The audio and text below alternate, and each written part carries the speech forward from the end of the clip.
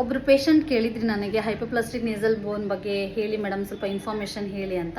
So ಹೈಪೋಪ್ಲಾಸ್ಟಿಕ್ nasal ಬೋನ್ usual ಆಗಿ ನಮಗೆ ಯಾವಾಗ ಗೊತ್ತಾಗುತ್ತೆ ಅಂದರೆ 11 to 13 ವೀಕ್ಸಲ್ಲಿ, ಅಂದರೆ NT ಸ್ಕ್ಯಾನ್ ಮಾಡಿದಾಗ.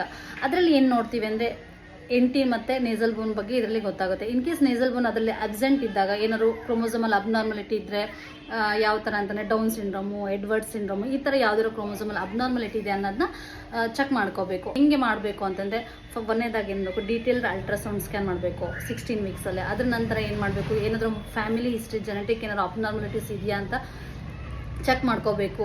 ಫ್ಯಾಮಿಲಿ ಹಿಸ್ಟ್ರಿನ ತರೋಗಿ ಹೇಳಬೇಕು ಡಾಕ್ಟರ್ಸ್ಗೆ, ಎಕ್ಸ್ಪರ್ಟ್ ಡಾಕ್ಟರ್ಸ್ ಹತ್ರ. ಮೂರನೇದಾಗಿ NIPT ಟೆಸ್ಟು. ನಾಲ್ಕನೇದಾಗಿ ಇನ್ವೆಸಿವ್ ಜೆನೆಟಿಕ್ ಟೆಸ್ಟ್ ಅಂತಂದರೆ ಆಮ್ನಿಯೋಸಿಂಥೆಸಿಸು, CVS. ಆ ಆಮ್ನಿಯೋಸಿಂಥೆಸಿಸಲ್ಲಿ ಏನು ಮಾಡ್ತಾರೆ, ಮಗುದು ಸುತ್ತ ಇರೋ ಆಮ್ನೆಟಿಕ್ ಫ್ಲೂಯಿಡ್ನ ತೊಗೊಂಡ್ಬಿಟ್ಟು ಜೆನೆಟಿಕ್ ಲ್ಯಾಬಿಗೆ ಕಳಿಸ್ತಾರೆ.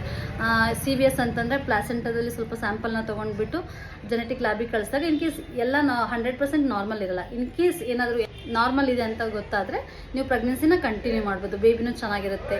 ಸೊ ಯೂಶ್ವಲಾಗಿ ನಾರ್ಮಲ್ ಯಾವ ಥರ ಇರುತ್ತೆ ಅದು. ಇನ್ ಕೇಸ್ ಏನಾದರೂ ಪ್ರಾಬ್ಲಮ್ ಇದೆ, ಜೆನೆಟಿಕ್ ಅಬ್ನಾರ್ಮಲಿಟಿ ಇದೆ ಅಂತ ಗೊತ್ತಾದರೆ ವಿತಿನ್ 24 ವೀಕ್ಸ್ ಒಳಗಡೆ ನೀವೇನು ಮಾಡಬೇಕು, ಅಬೋರ್ಷನ್ನ ಮಾಡಿಸ್ಕೋಬೋದು. ಈ ವಿಡಿಯೋ ಯೂಸ್ಫುಲ್ ಆಗಿದೆ ಅಂತ ಅಂದ್ಕೊತೀನಿ. ಇನ್ ಕೇಸ್ ನಿಮ್ಗೆ ಯಾವ್ದಾದ್ರು ಡೌಟ್ಸ್ ಇದ್ದರೆ ಈ ಥರ ನನಗೆ ಕಮೆಂಟಲ್ಲಿ ಹೇಳಿ, ನಾನು ನಿಮಗೆ ವಿಡಿಯೋ ಮಾಡಿ ಹಾಕ್ತೀನಿ. ಸೊ ಆದಷ್ಟು ಇದನ್ನ ಎಲ್ಲರಿಗೂ, ಯಾರಿಗೆ ಗೊತ್ತಿರಲ್ಲೋ, ಯಾರು ಪ್ರೆಗ್ನೆನ್ಸಿಲಿ ಇರ್ತಾರೋ ಶೇರ್ ಮಾಡಿ, ಲೈಕ್ ಮಾಡಿ, ಫಾಲೋ ಮಾಡಿ. Thank you.